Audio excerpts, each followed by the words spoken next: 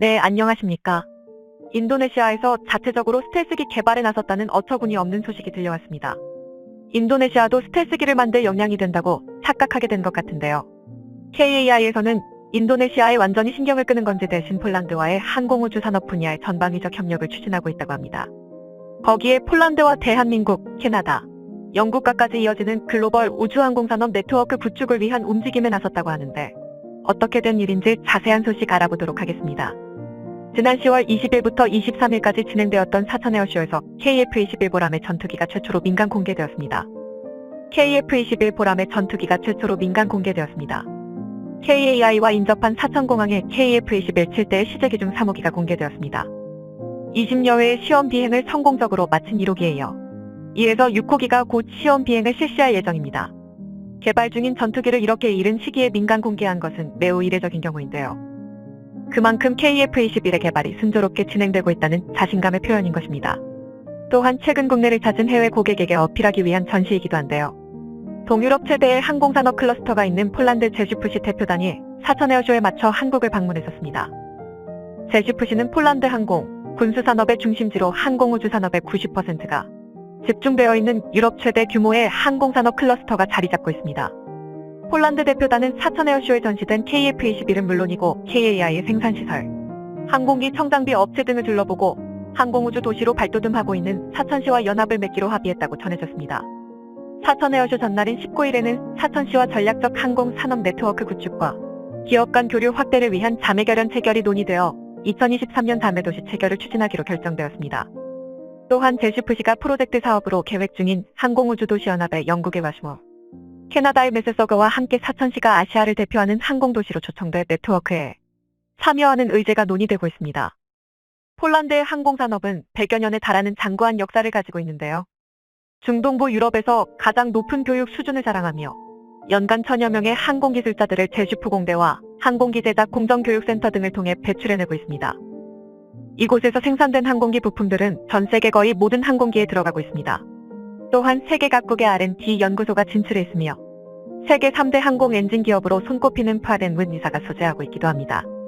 현재 KAI가 위치한 사천을 중심으로 폴란드와 같은 항공산업 클러스터를 구축하며 아시아의 항공산업을 이끌어갈 미래 도시로 만들기 위한 프로젝트가 진행 중입니다. 제슈프시는 항공밸리 구축의 성공적인 사례로 두 도시의 협력은 향후 유럽 항공기 시장 진출에 있어서 교두보 역할을 수행해 줄 것으로 기대받고 있습니다. 폴란드와의 협력은 FA-50 수출을 늘려나가길 바라는 KAI에 있어서도 매우 중요한 일입니다.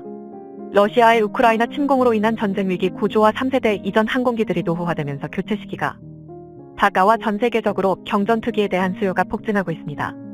해외 컨설팅 업체를 통해 확인한 바에 의하면 향후 10년 동안 경전투기에 대한 수요는 2000여 대로 파악되고 있다고 합니다. 그리고 KAI에서는 그중 1000대를 수출하겠다는 원대한 목표를 잡고 이를 위해 폴란드를 수출 전진기지로 삼기 위한 작업에 들어갔습니다. 또한 사천에어쇼에서 폴란드 국방무관이 방문해 전시된 KF-21을 관심있게 바라보며 전투기의 기능과 특성에 대해 문의해왔다고 전해졌는데요. 현재 폴란드로의 KF-21 수출은 아직 논의되고 있지 않습니다만 많은 폴란드 군사 전문가들은 향후 KF-21이 폴란드 공군 전력에 합류하게 될 가능성이 크다고 전망하고 있다고 합니다. FA-50P의 경전투기와 미국에서 F-35 5세대 전투기를 도입하면서 폴란드 공군의 구성이 한국 공군과 매우 유사해지고 있는데요. 공군의 하이미들로우 구성에서 FA-50P과 F-35가로 하이급을 도말고 나머지 미들급 전력을 채우기 위한 전투기로 KF-21이 유력하다고 보고 있다고 합니다. 여기에 폴란드와의 우주항공산업 협력이 본격화되면서 KF-X 사업에서도 폴란드와 협력하는 방안이 모색 중인데요. KAI에서는 FA-50 폴란드 수출이 단기적인 제품 판매로 그치는 것이 아닌 향후 유럽 시장을 겨냥해 폴란드를 수출 전진기지로 만들어 나갈 계획을 세우고 있습니다. 또한 우크라이나 전쟁이 폴란드의 노동시장에 호재로 작용할 것으로 예측되어 우리 기업의 폴란드 진출에도 유리하게 적용될 것으로 전망되고 있는데요. 우크라이나 전쟁 직후 폴란드에서는 가장 많은 우크라이나 난민을 수용하면서 2022년 6월 기준 약 379만 명의 우크라이나 난민이 폴란드로 입국했다고 합니다. 그런데 이렇게 유입된 인력이 7년 전부터 인력 부족 현상을 겪고 있던 폴란드의 노동시장 공백을 메워줄 것으로 기대받고 있습니다. 폴란드의 실업률은 3%대를 유지하면서 EU 전체 평균인 6.2%보다 낮은 수치를 기록하고 있었는데요.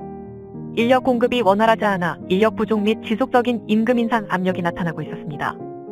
제조업 국가로 경제성장을 이루어냈던 폴란드로선 치명적인 위기라고 할 수 있었는데 우크라이나 난민들이 폴란드 노동시장에 합류하면서 인력 부족 현상이 해소될 것으로 전망되고 있습니다.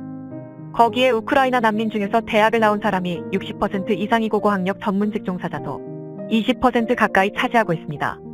전체 난민의 63%가 폴란드에서 취업을 희망하고 있어 폴란드 현지에 진출한 우리 기업들의 원활한 인력 수급에도 도움이 될 것으로 예상되고 있습니다.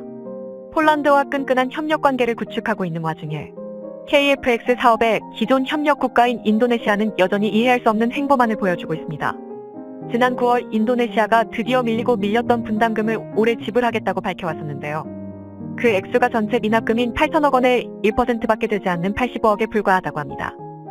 거기에 내년에 납부하기로 약속한 금액도 460억 원으로 5%밖에 되지 않는 금액입니다. 이러한 추세면 앞으로 20년은 있어야 분담금을 다 받을 수 있을 것입니다. 그동안 인도네시아는 경제난을 핑계로 분담금을 지불하지 않아왔는데요. 돈이 없다는 나라가 유럽과 미국에선 방산 쇼핑을 이어오는 모습이 포착되어 어이를 상실하게 만들고 있습니다. 얼마 전 인도네시아 국방부 장관이 F-15 구매를 위한 협상을 진행하는 사진이 공개되었습니다. 지난달 21일 인도네시아 국방부 장관 프라보어 수비안토가 직접 워싱턴을 방문하여 미 국방부 장관과 회담을 가졌다고 합니다. 인도네시아는 이 회담에서 F-15EX 전투기 구매를 원한다는 의사를 밝혔습니다.